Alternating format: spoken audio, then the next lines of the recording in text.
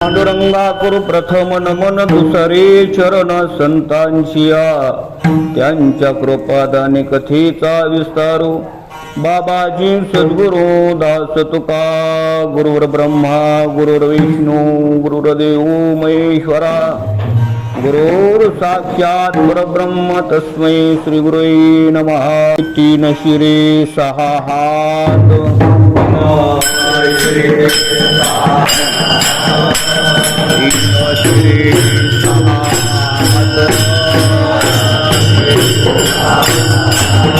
तया माझे दंडवत तया माझे दंडवत। आज असणारी श्री गुरु दत्त जयंती आहे। रात्री ही कीर्तनाची सेवा झाली। आज असणारा गुंजाला कधी आजच आहे का कार्यक्रम? म्हणून आज सायंकाळी होतो काही। म्हणून भव्य दिव्य महाराष्ट्रामध्ये नव्हे भारतभर असणारा हा श्री गुरु दत्तात्रयाचा उत्सव मोठ्या थाटामाटामध्ये दरवर्षी साजरा होत असतो। यावर्षी आपण मोबाईलवर पाहतो आहे, खूप ठिकाणी भागवत कथा चालू आहे, श्री गुरु दत्तात्रय पारायण चालू आहे। वेगवेगळ्या प्रकारचे कार्यक्रमाच्या माध्यमातून दत्त जयंतीचा महोत्सव साजरा होत आहे। आपल्याही गावामध्ये आपण दरवर्षी साजरा करत असतो। म्हणून असे असणारे श्री गुरु दत्तात्रय भगवान एक भगवंताचा अवतार आहे। भगवंताचा अवतार आणि संतांचा अवतार असं दोन्ही मध्ये जरी त्यांना गणलं तरी काय वावगं ठरणार नाही। विठ्ठला विठ्ठला।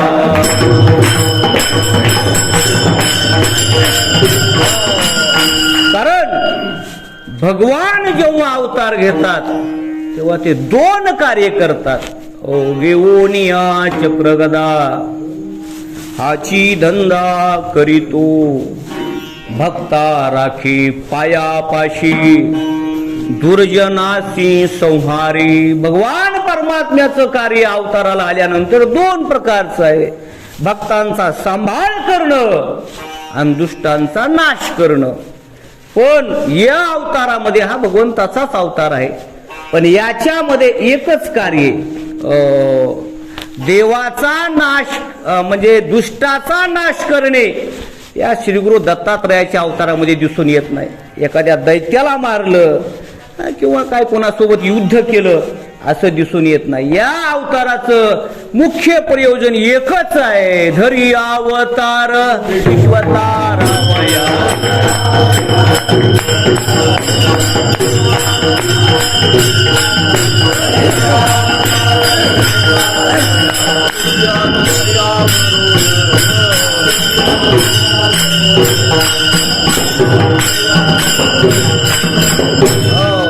मुख्य प्रयोजन एकच आहे, धरी अवतार विश्वतारावया।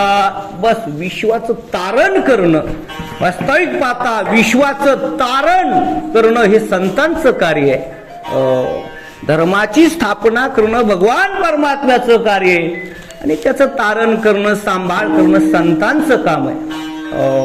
पण या अवतारामध्ये श्री गुरु दत्तात्रयाने दोन्हीही भूमिका निभावलेल्या आहेत। संतही त्यांच्या आपल्याला भूमिकेतून दिसून येतात आणि भगवंतही दिसून येतात। असे असणारे श्री गुरु दत्तात्रय भगवान यांनी 24 गुरु केले। म्हणून श्री गुरु दत्तात्रयाचा अवतार याच्यामध्ये विशेषत्वानं श्री गुरु दत्तात्रय जगाच्या कल्याणाकरता अवतीर्ण झाले आणि त्यांना श्री गुरु असं म्हटलेलं आहे। वास्तविक पाहता प्रत्येक जण जीवनामध्ये एकच गुरु करतो, काही न तर एकही केलेला नसतो, बळच करायला लावावा लागतो। पण श्री गुरु दत्तात्रयांच्या जीवनामध्ये असं आपल्याला पाहायला मिळतं, त्यांनी जीवनामध्ये किती गुरु केले?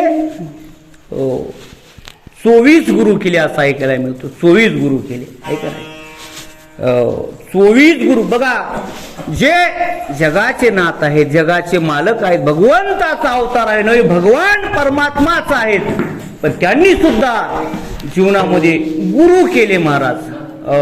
कारण गुरु शिवाय जीवनामध्ये पूर्णत्व नाही। अनेक साधू संतांचे अभंग आहेत।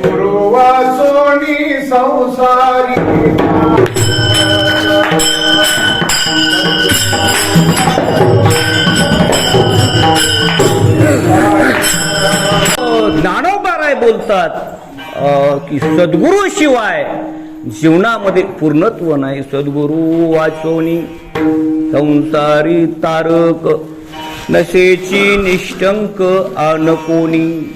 इंद्रचंद्र देव ब्रह्मादि करोनी संशयाची श्रेणी छेदितिना. उघडे परब्रह्म सद्गुरूची मूर्ती पुरविती आरती शिष्याच्या. ज्ञानदेव म्हणे गुरुचा मी दास नेने साधनास आन काही. म्हणून गुरु शिवाय जीवनामध्ये ज्ञान प्राप्त होत नाही. म्हणून तर ज्ञानोबराय म्हणतात गुरु तेथ ज्ञान. गुरु शिवाय ज्ञान नाही महाराज.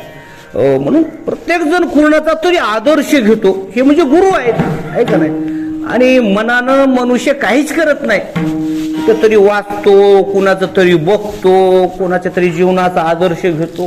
किती सामान्य मनुष्य असू द्या, शेती करताना सुद्धा काहीचे जन्मच्या जन्म गेले पण बदल त्यांच्यात झाला नाही. गुरु शिवाय बदल होतच नाही. मग एखाद्या पाहुण्याच्या इथं गेल्यानंतर त्यांच्या शेतीमध्ये आपण फेरफाटका मारला, मग त्यांचं आऊत कसं आहे, ते वापे कसे पाडतात, ते पाणी कसं देतात, हे एक शेतीतलं ज्ञानच आहे का नाही. पण हे पाहिल्याशिवाय किंवा आपल्याला सांगितल्याशिवाय कळत नाही. गुरु शिवाय जीवनामध्ये ज्ञान नाहीच. असं कुणीच म्हणू शकत नाही की मला गुरु नाही आणि मी जीवनामध्ये ज्ञान प्राप्त केलं. म्हणून गुरु शिवाय ज्ञान प्राप्त होत नाही. म्हणून माणसानं जीवनामध्ये गुरु करावा. तसं श्रीगुरु दत्तात्रयाने जीवनामध्ये एक आदर्श निर्माण केला. बाबा एकाच गुरुवर राहू नका. कारण गुरुपाशी ज्ञान असतं, पण आता सगळे गुरु सारखे नसतात. कमी जास्त ज्ञान कुणाकडे असतं, कारण परिपूर्ण या जगामध्ये कुणीच नाही भगवंताशिवाय. म्हणून हा आदर्श त्यांनी निर्माण केला आणि गुरु केले महाराज. प्रत्येक गुरुकडून काहीतरी घेतलं. आपल्याला वाटतं गुरु करताना गुरु मोठा असावा, दांडगा दुंडगा असावा, ऐका नाही, त्याला बसाय गाडी चांगली असावी, त्याचं वैभव असावं, त्याच्या मागं हजारो समाज असावा. असा गुरु असला तर आपला भाव बसतो, नाही का. साध्या माणसाला कोणी विचारतं, एखादा समजा संन्यासी असू द्या साधा, गुरु कसा मोठा पाहिजे. पण गुरु दत्तात्रयाने तसं केलं नाही महाराज. सामान्य माणसाला गुरु मानलं, आहे का नाही. बघा तुम्ही, त्यांनी 24 गुरु केले. त्या 24 गुरुमध्ये सामान्य वस्तूला गुरु मानलं. त्यांनी पहिला गुरु पृथ्वीला मानलं. पृथ्वीला गुरु केलं श्री गुरु दत्तात्रयाने. या पृथ्वीकडून गुण घेतला श्री गुरु दत्तात्रयाने. काय गुण घेतला. अरे ही पृथ्वी दुष्टाचा सांभाळ करते, तारण करते. सज्जन असू दुर्जन असू सर्वांना, ऐका नाही, म्हणते का असं तो दुर्जन आहे त्याचं घर भूकंपानं पाडायचं किंवा त्याला खाली गाडायचं, असं काय करते. शांत असणारा स्वभाव पृथ्वीचा आहे. समता असणारे त्या ठिकाणी गुणधर्म पृथ्वीकडून गुण घेतला. स्थिरता जीवनामध्ये, समता, शांती असणारा हा भाव या पृथ्वीकडून घेतला.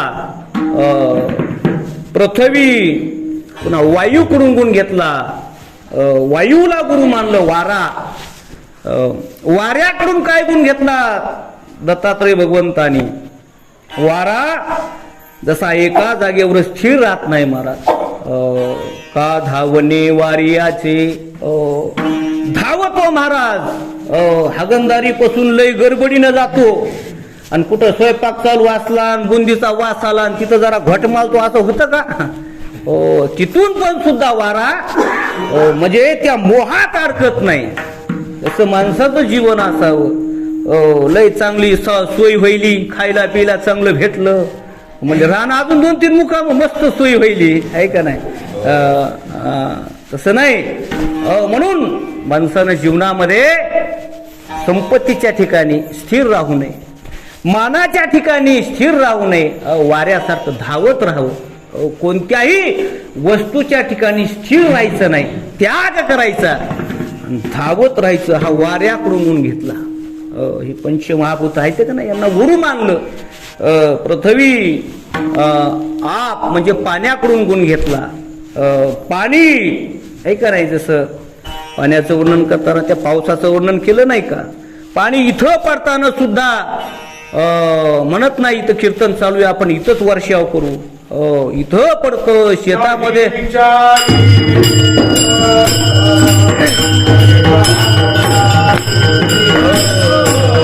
हा पाण्याकडून गुणधर्म घेतला, भेदभाव करायचा नाही. नाही विचारित मेघ हगनदारी शेत, पाण्याकडून गुणधर्म घेतला. असे अनेक पृथ्वी, आप, तेज, वायू, आकाश, आकाशाकडून गुणधर्म घेतला, आकाशाला गुरु मानलं.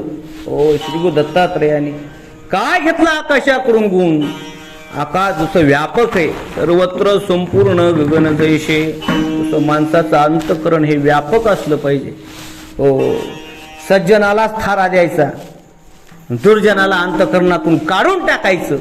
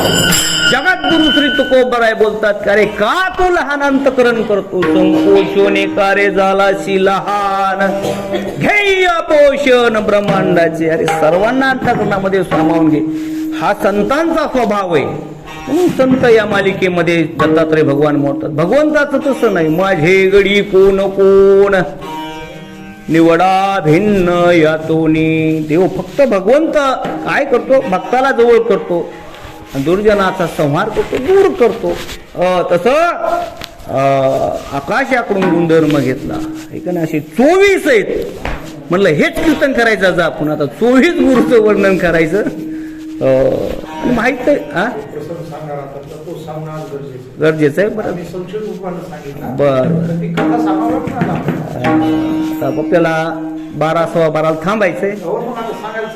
बर बर बर 5 मिनिटामध्ये अजून 2-3 गुरुचं वर्णन करू आणि प्रसंग सांगू. आणखीन असणारे श्री गुरु दत्तात्रेयाने 24 आहेत ना. आताशी 5 गुरुचं वर्णन झालंय. मी आता 24 पाठ करून आलोय. ह्या भ्रमरापासून गुण घेतला महाराज. भ्रमर गुरु मानलं भ्रमराला. रोनो जोनो रोनो जोनो रे भ्रमरा, सांडी तू आव गुण रे भ्रमरा. भ्रमर जसं त्या फुलामध्ये गुंतून जात जणू काका, तसं माणसाने फुलामध्ये गुंतू नये असं त्याचा भाव आहे त्याच्यामध्ये. पंचविषय आहेत का नाही, मनुष्य जसा गुंतला या 5ही विषयापासून दूर व्हावं म्हणून भ्रमरापासून गुण घेतला. पतंगापासून गुण घेतला महाराज. गुरु मानलं पतंगादिपी आलिंगन. लय दिवसानं कीर्तन भेटलंय ना. ते थत्यासी अचूक मरण, ते हे विषयाचरण आत्मघाता. नाही विषयाला सोडून मी नाही समजा ते ह्याच्या बाबतीतच चिंतन आहे ना. श्री गुरु दत्तात्रयाच्या भगवंताच्या बाबतीतच चिंतन आहे. सांगा वाटतं माणसाला, पाठ केलेलं असतंय ना ते, पुन्हा वर्षभर जोड लागत नाही. पतंगाकडून गुण घेतला महाराज. पतंग जसा त्या दिव्यावर झडप घालतो, मरण पावतो, तसं आपण संसारामध्ये झडप घालतो. आणि पैसा म्हणा, प्रतिष्ठा म्हणा, मान सन्मान याच्या करता आपलं जीवन उद्ध्वस्त करतो. असे असणारे भागवतात. सांगू आला योग तर मला वाटतं 11व्या स्कंदामध्ये अवधूत आख्यान आलेलं आहे.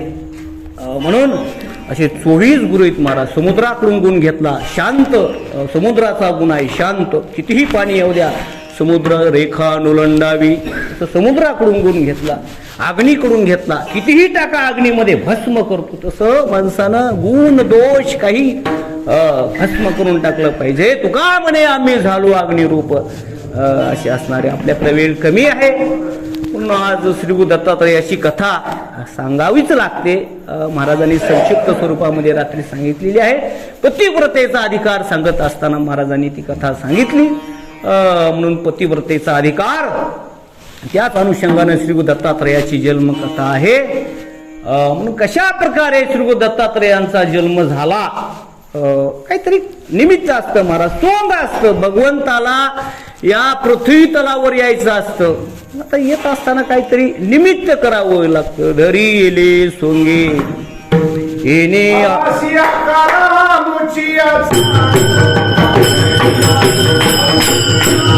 आला ती आकारा मोचिया चाडा, तुका म्हणे बिडा भक्तीचिया. अरे भक्तांनी हट्ट केला, महाराज देवा तुला इथं यावंच लागल, नाही आमच्या घरी यावं लागल.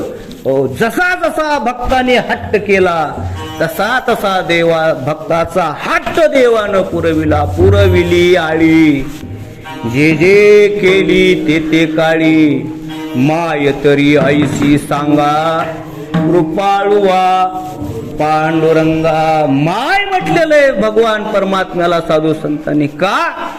अरे माय ही लेकराचे हट्ट पुरवत असते, म्हणून तिला माय म्हणतात. जी माय लेकराचे हट्ट पुरवीत नाही, मग कैची ती माऊली जाना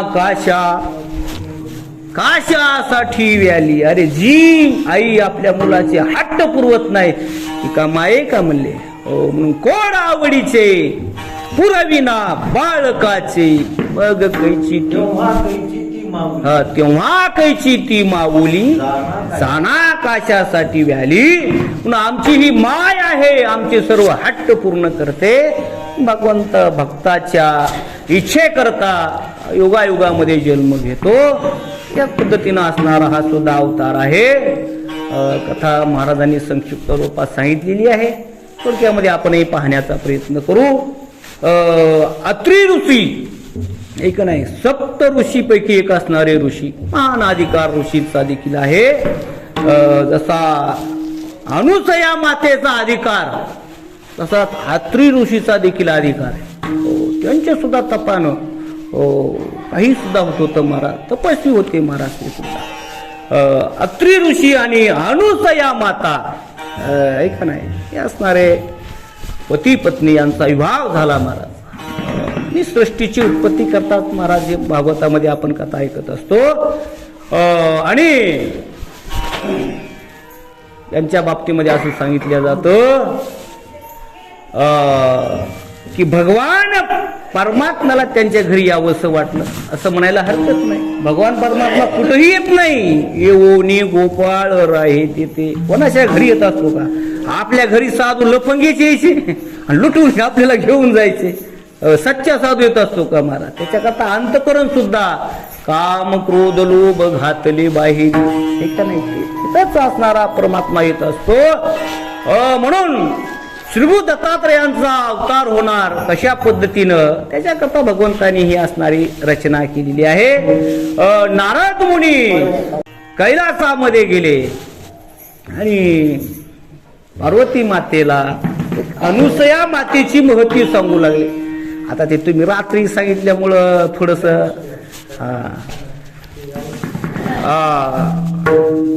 सांगितलं पार्वती मातेला. म्हणले आई साहेब तुम्हाला काय माहित झालं का? म्हणले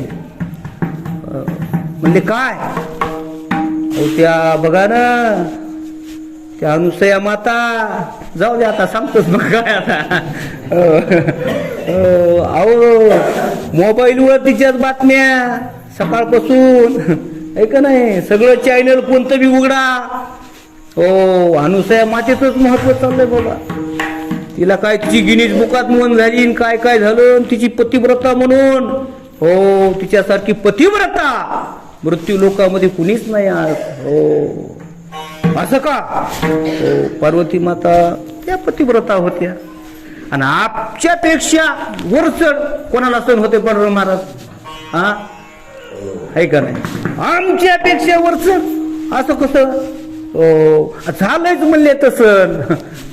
झालंच म्हणले तसं.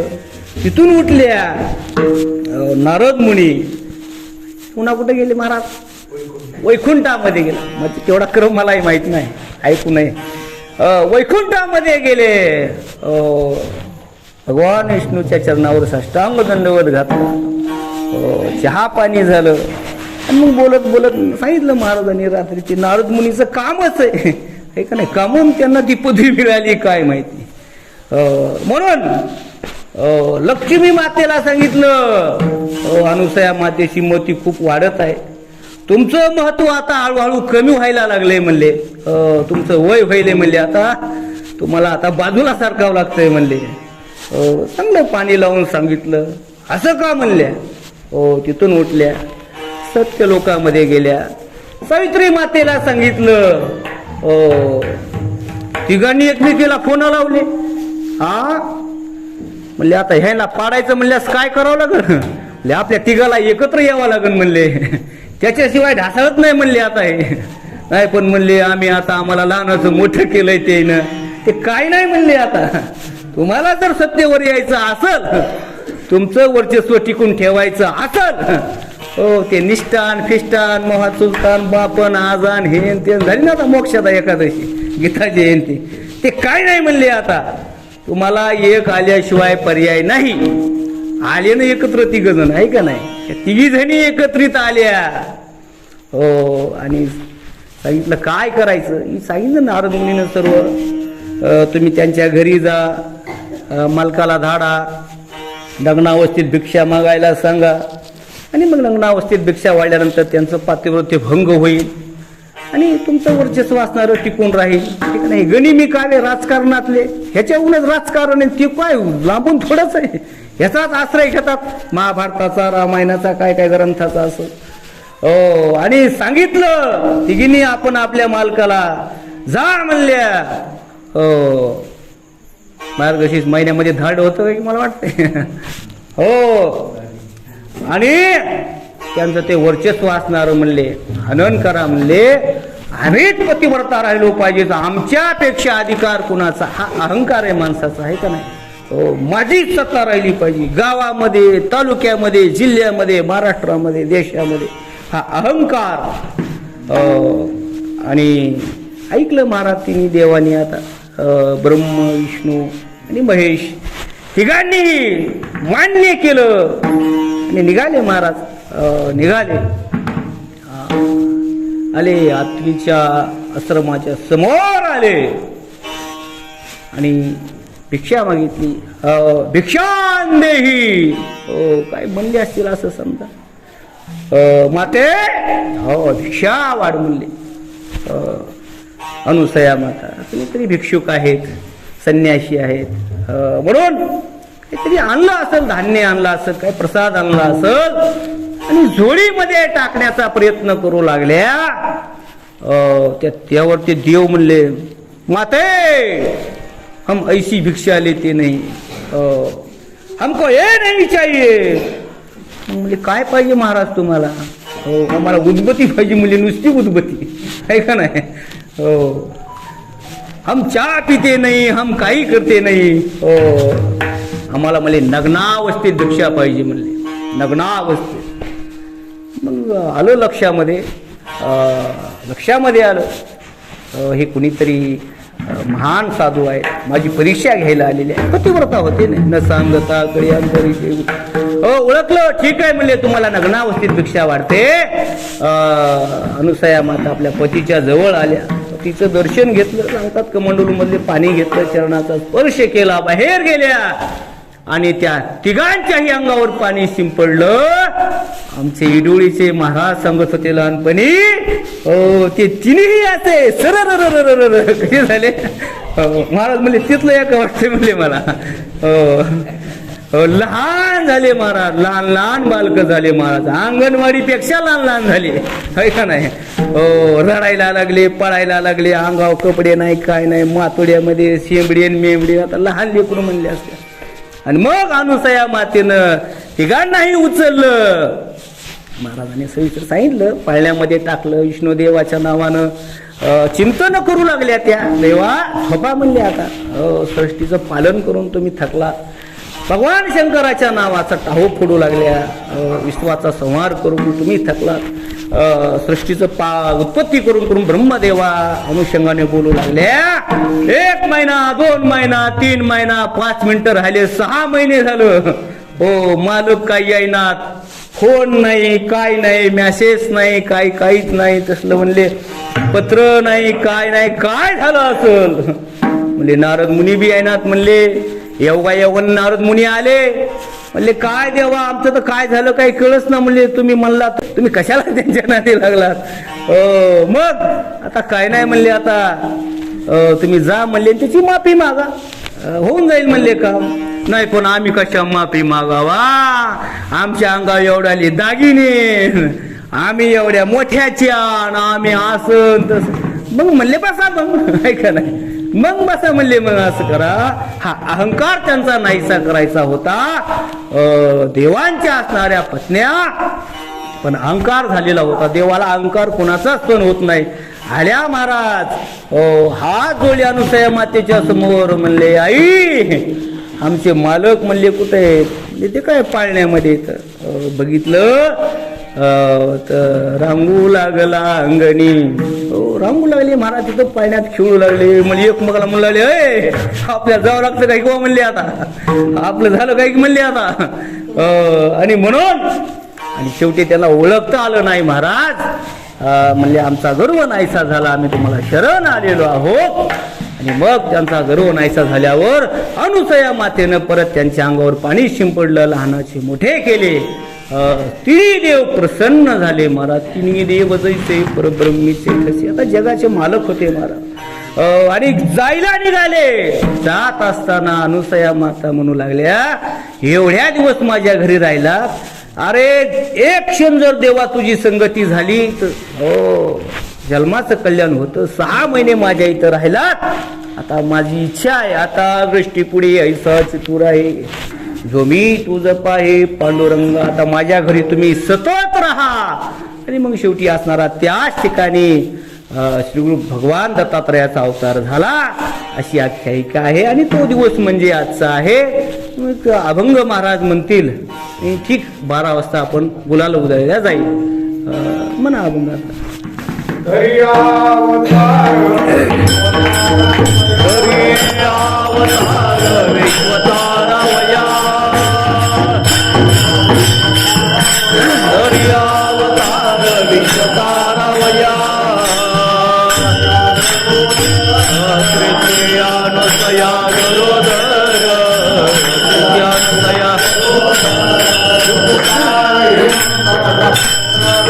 ऋतुकाळ हेमंत नक्षत्र रोहिणी,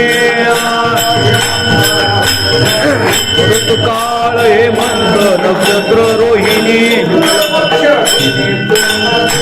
शुक्लपक्षदिने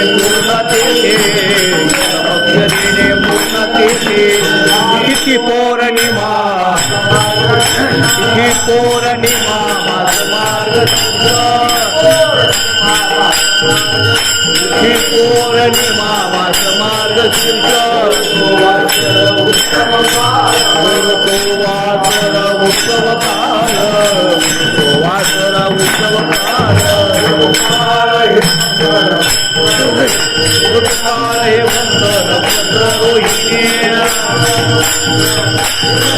ऋतुकाळ हेमंत नक्षत्र रोहिणी,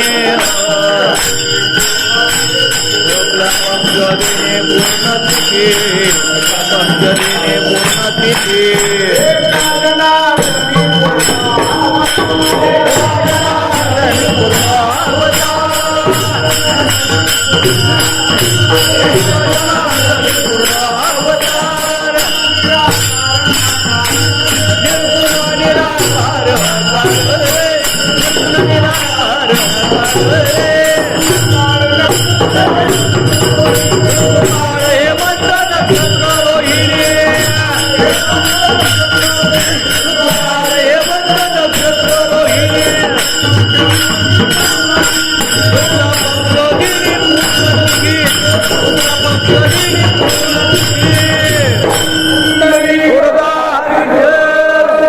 ज्ञानदेव तारा चिंतन श्री गुरुदेव